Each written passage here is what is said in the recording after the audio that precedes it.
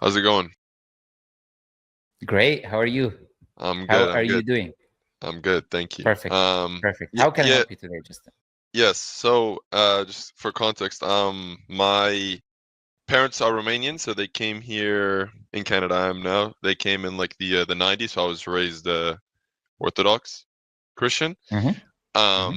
and yeah, I've been like I have a lot of Arab friends, and I took upon myself to learn or to start studying Arabic throughout my life, just because I enjoyed the language and like the culture and the music and whatnot.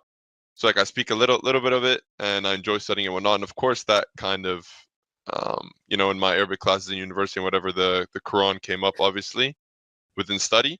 And then Mm-hmm. recently, I've just been studying Islam even more and whatnot. And obviously, it's kind of hard for me to abandon my entire like faith and identity and whatever was ingrained in me since I was a kid. But I'm open to doing research and whatever. But the main qualm that I have, so to speak, is not with the Quran, because honestly, I would become a Muslim if I only like had to believe in the Quran. But my problem is that of all the hadiths that I see that have a lot of like questionable things in them that kind of make my belief waver, so to speak. And like of course, like I don't just read them out of context, like by themselves, and say, well, it says this, so that's what it says. Like I try to look online for like a scholarly, understanding and exegesis of what they're saying in the context of it. But sometimes I feel like they're just doing like mental gymnastics to accept the fact that, well, if Muhammad said it, then he said it, and inshallah, then it's true. But I don't know. For me, like some things just don't make sense, and this is kind of the barrier that's stopping me from advancing any further. Hmm. If you know what I mean. And Okay. I guess, yeah, no, Sure, yeah. sure. Cool. Yeah, you want to say something else? No, you can No, finish what you're saying. Yeah. I guess I was saying if you needed like certain examples of certain hadiths or whatever, then I could give. But please continue of whatever you were gonna say. Yeah. No. I'll. Of course, you can bring examples of what you have issues with. But before doing that, I just wanted to ask a question. So I understand you said if it was only the Quran, you would be a Muslim. Yeah. Which is a very strong claim to make. But then you said something, right? You said you have issues with the hadith, and then you said you grew up Orthodox, correct? But Correct. you're not telling me right now what are you. That's what I'm trying to figure out. Are you researching? Are you consider yourself a specific thing? What are you? Well, I would still consider myself Orthodox. Like I still Christian. go to church every weekend and whatnot, and still pray that way. Yeah. Okay. Sure. So now I'm going to ask you a question. Now it's just to highlight inconsistency. The issues that you find in hadith. Yeah. Do you believe these issues are not present in Christianity, if not worse? Well, certain issues I would say they're present a lot in the Old Testament for sure. Some of them I wouldn't say are as prevalent in the Bible, or they would need their context to be explained as well. Sure. So, are you the type of Christian who's going to tell us that I don't care about the Old Testament, or do you understand and realize? Oh yeah, okay. So you understand and realize. Many Christians don't. Sadly, they just want to put it under the bus. They're like, oh, that was the old covenant. No. Right. In reality, it's the same God. Like, if you believe Jesus is a Trinity or whatever, then He commanded this. Like, you cannot tell me morality was okay this time, but it's not okay that time. Like, you cannot play this game, right? Yeah. So if this is the case, then if they are present, now you're telling me some of them are not present, and then we can investigate the ones that are not present. But if they are present, then I would say it makes no sense to say that I'm going to remain as a Christian, but I'm not going to be a Muslim, even though the same issues are there. If you get what I'm trying to say. Because where is the consistency there? If the Quran makes sense to me, then the prophethood of Prophet Muhammad makes sense to me. Then I should accept him, even if I see these things which I would call issues, because I already accept something else with the same issues. So let's first investigate these issues and see what kind of issues they are. You can ask, and I really hope they're not the very common ones that we always just to give. Well, I tried not to I'm not sure what stick to the typical like points of script. That yeah, exactly. Yeah, I tried one that I've been like seeing recently. Like one that I saw was in Sahih Muslim. I think it was 1403. It says that.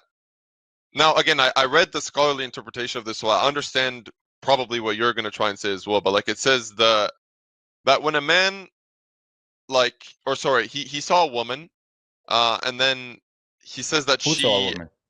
I believe it was Allah's messenger, so Muhammad. He saw a woman, and it was reported by Jabir. Said that he saw a woman. Can you send me in the private chat the narration? Just copy paste it in the private chat or whatever. Yeah. I'll just have a look at it, and then you can continue saying it. Go ahead. Sure. Yes. I pasted it there if you can see that. Yeah, sure. I saw it. Yeah, thank you. Okay. So it says that the woman advances and then retires in the shape of a devil. So when one of you sees a woman, he should go to his wife, for he will repel what he feels in his heart. And obviously, what the scholarly interpretation is that, you know, he's telling you that, you know, when you're tempted by a woman, like, don't, you know, fall into temptation. Instead, like, take out your temptation in a way that's permissible by God.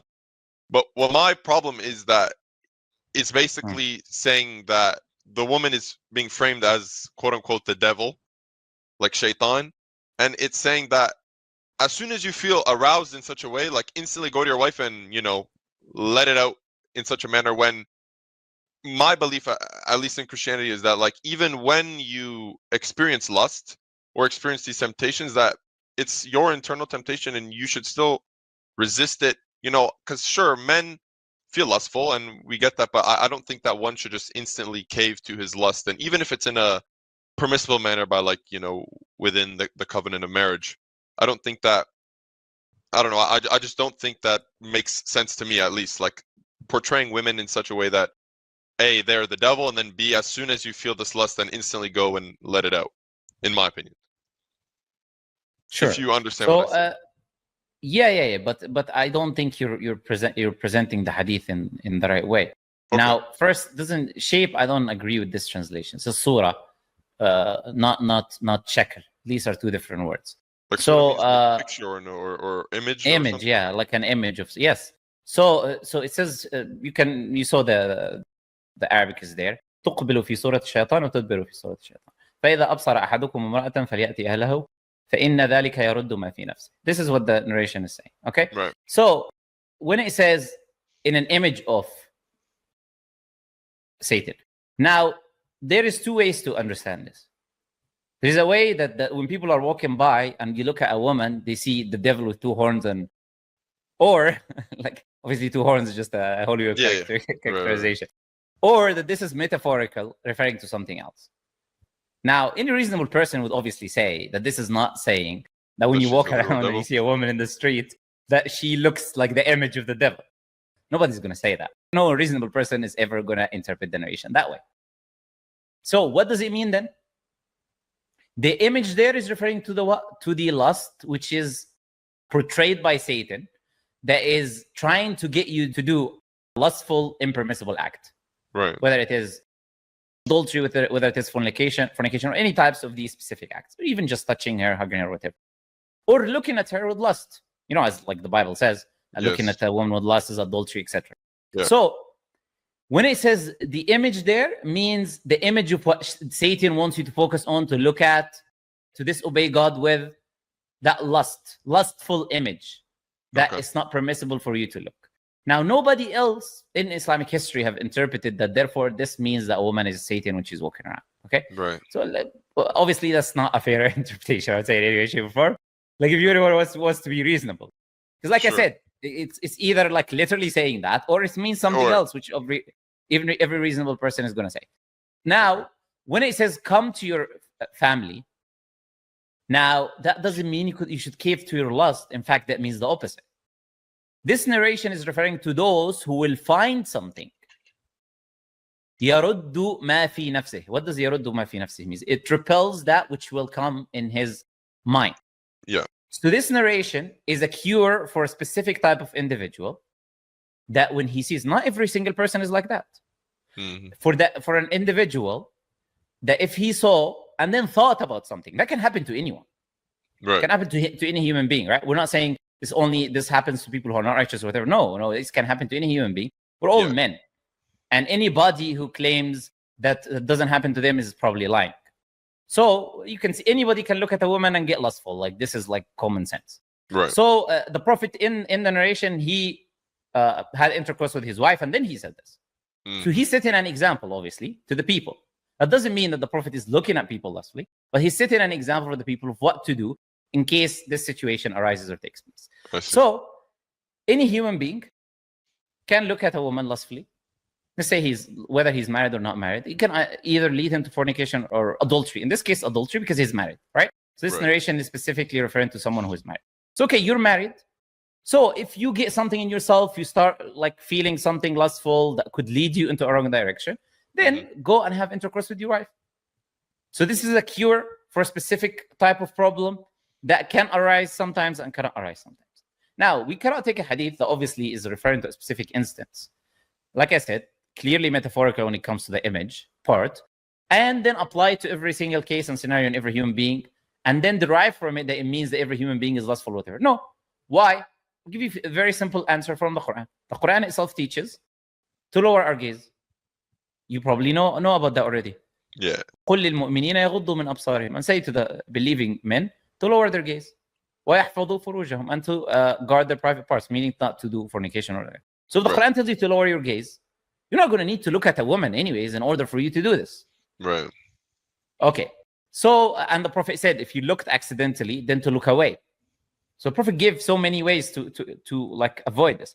But if someone were to look and then feel lustful, etc., and then he starts to feel something, so the Prophet is referring to something now, repelling something that you will get, certain desire, a lustful desire that can lead you to do something incorrect, then do this because this is permissible for you.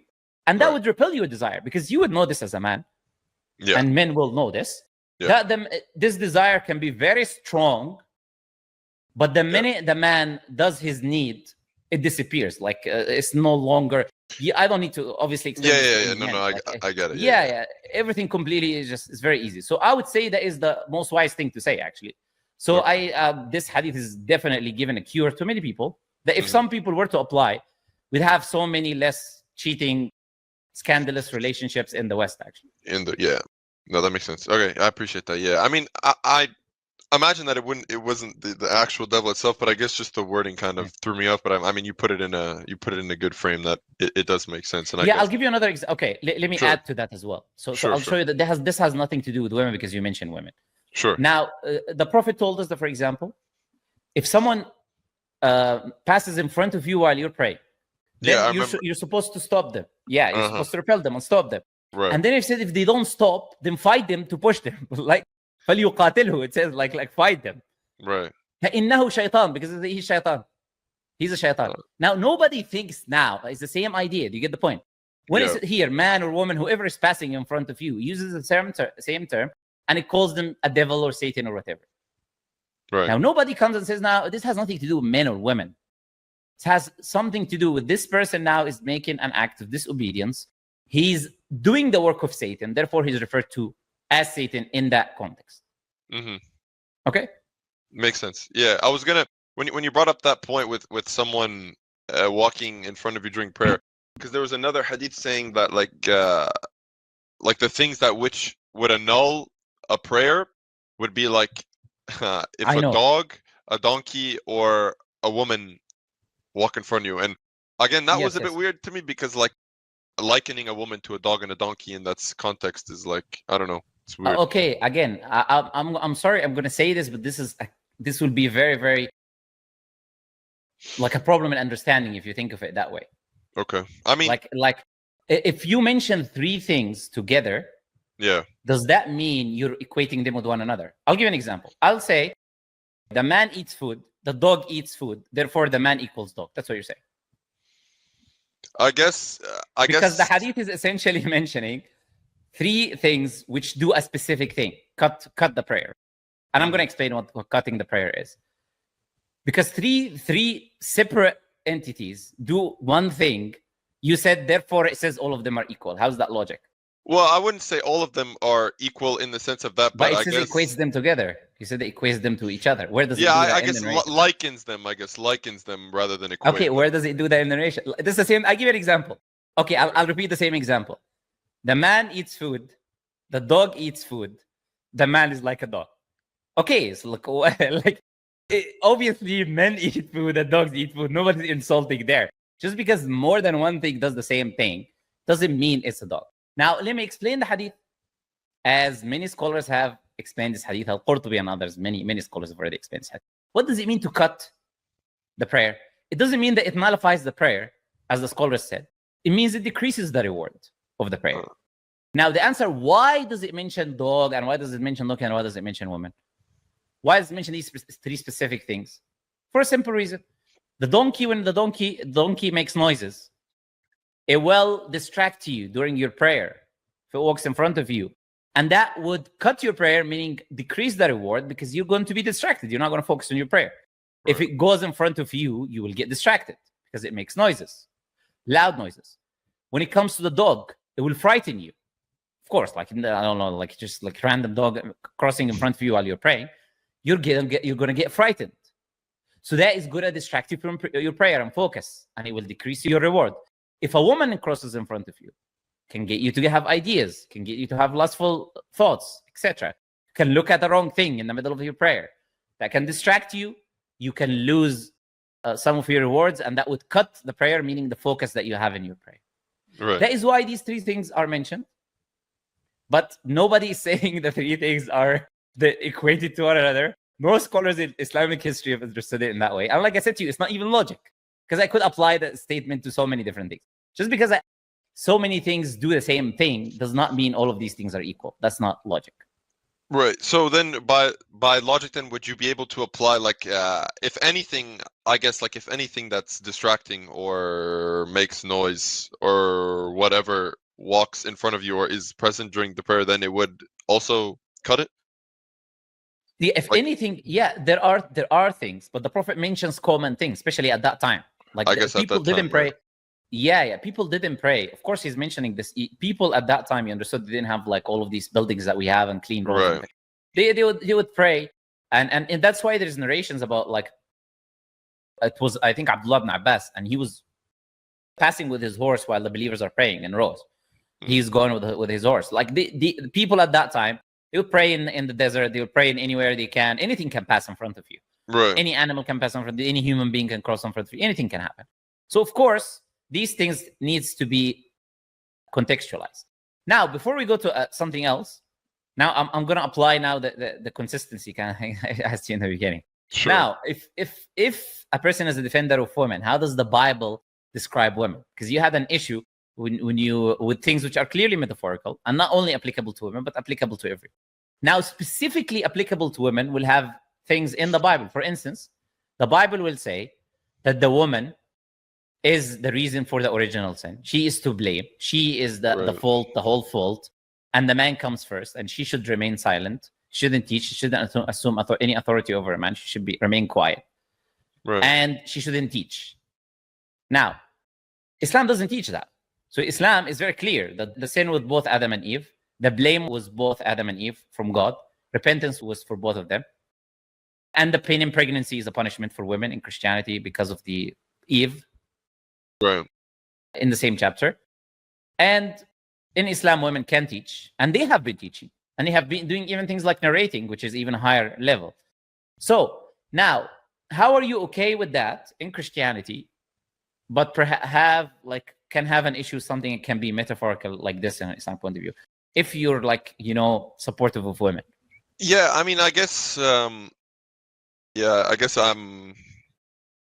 engaging in some sort of hypocrisy in that sense, because if I look at everything like Christianity, like, I would instantly assume, metaphor and whatnot, but then I guess I look at it more, like, I scrutinize it more. But these are not metaphors, though. That's true. In the case I gave you, it's clearly a metaphor. Nobody can argue against that for sure. Yeah. But in the case that you presented, we know these are all literal things. It's literally Adam and That's Eve true. In the garden and the serpent. None of this is metaphorical. I guess, I don't know, to be honest with you, I guess, like, it's just kind of been no worries. I only asked the question. I don't need the answer from you. Right. I asked the question to highlight that we sometimes can engage in certain biases without realizing. That's it. Right. So I'm highlighting. That's why I said, I asked you that question in the beginning for that reason. To highlight for you that there are things way worse. There's no problem in Islam. I can answer anything you'll bring. But with Christianity, I can show you how there are things way more terrible and horrible that nobody will talk about. Like, the Old Testament talks about selling your own daughter as a slave. No, yeah, I've seen them, yeah. I've seen those okay. things. All right. So what else do you other hadith? But you see, this is the thing with hadith. I'll tell you something else.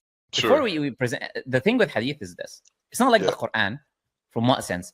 It requires a lot of contextualization. Mm-hmm.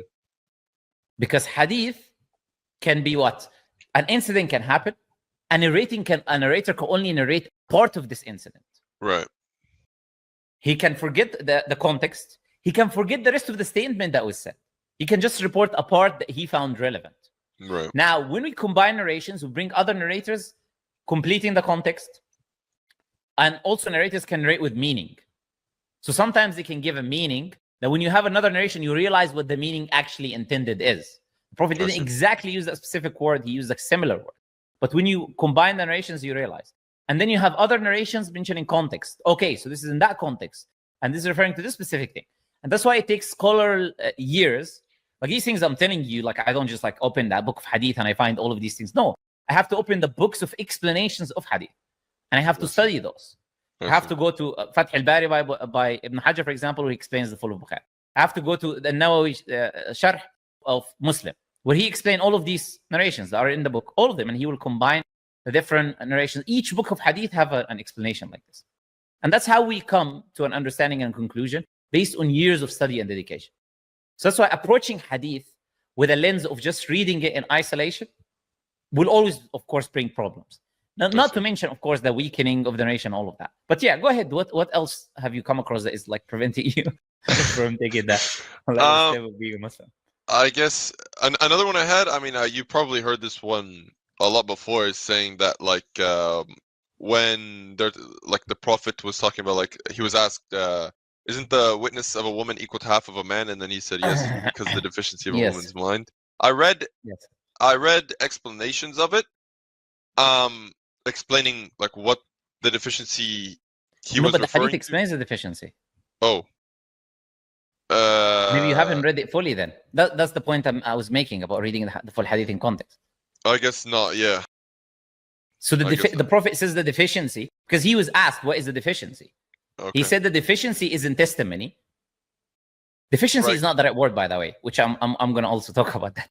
But he said the reduction, which is the right word I would use, because it says naqs, to reduce from something. Like Allah says in the Quran, nanqusuha, about the al-ard nanqusuha min atrafiha. We reduce it from its parts. So reduction.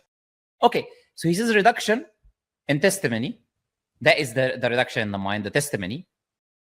And the other reduction in the religion, which is that she basically, in menstruation or whatever, she doesn't have to pray and do religious obligation. So the hadith already responds to these things.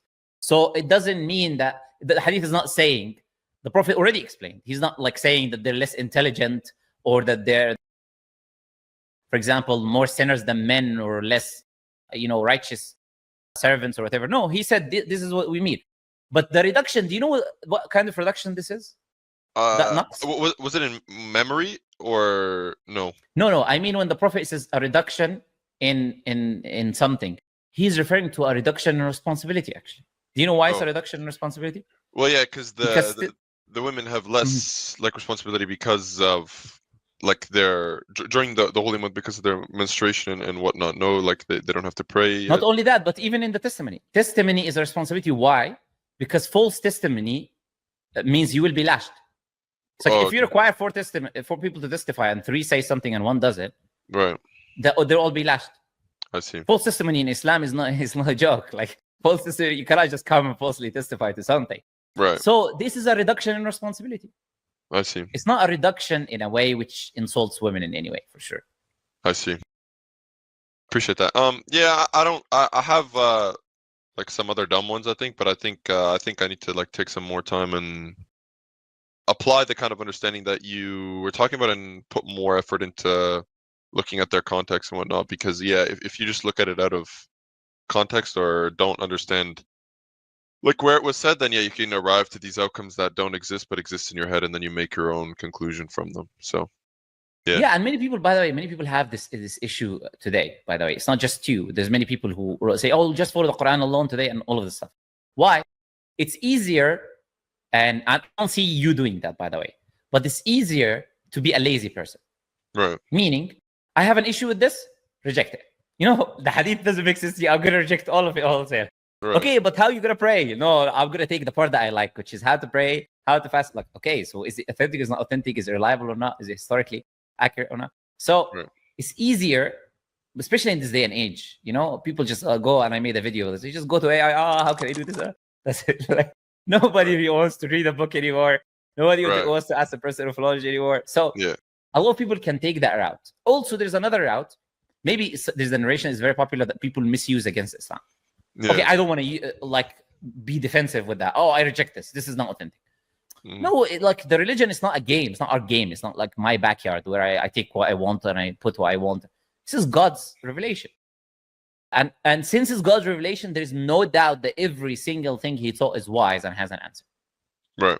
There's no doubt to that. And I always challenge, look, I've been doing live streams for years. And people come. Look, I cannot possibly know what you're gonna break. Right. I can't. Like, it's impossible. Yeah. But in the end, I know whatever it is, because Islam is the perfect religion, it will have a response. I know that. And we've been demonstrating that, not just me, but other brothers for years.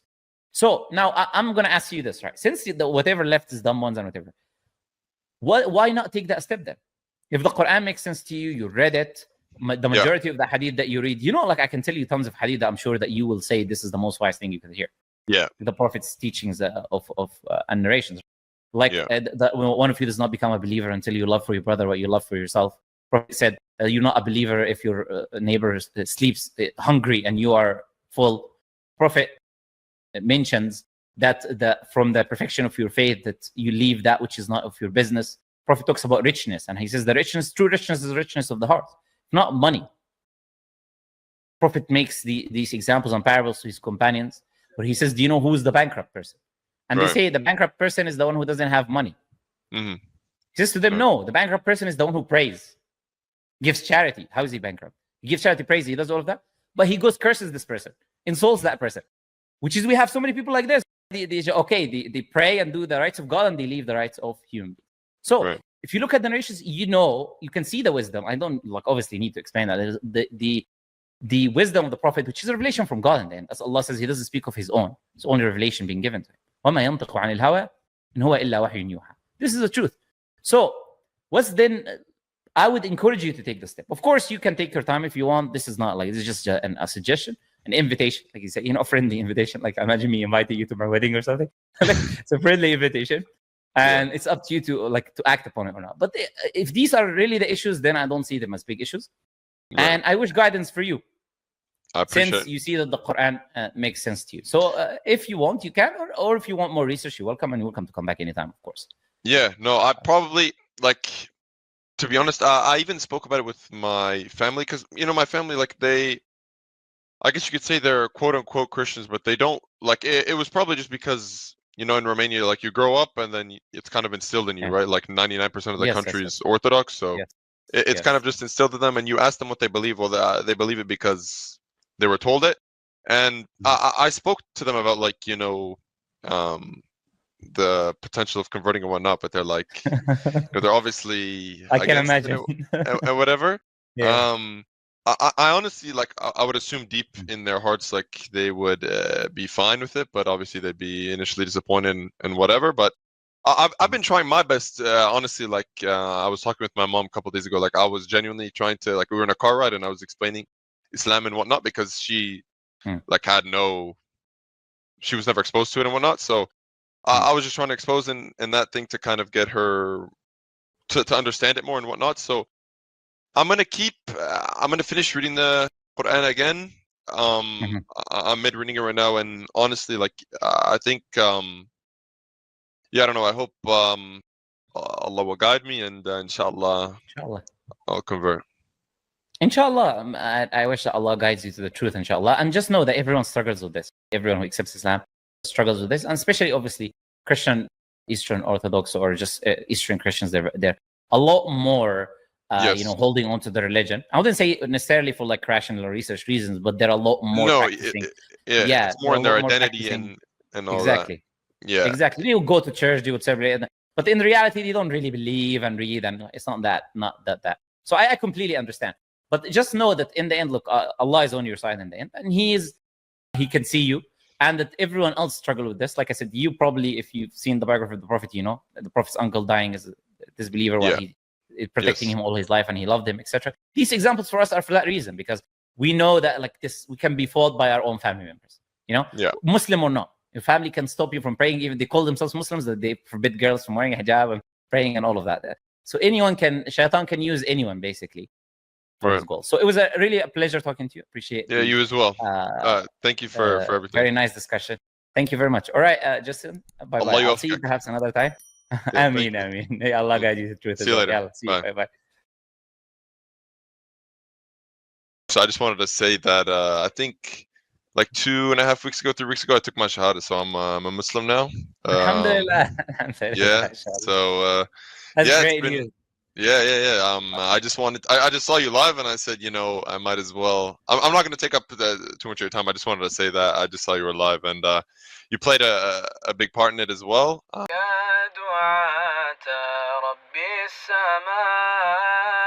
يا من صنعتم في الأرض نورا يا قلوبا فيها الوفاء بشركم اليوم السرور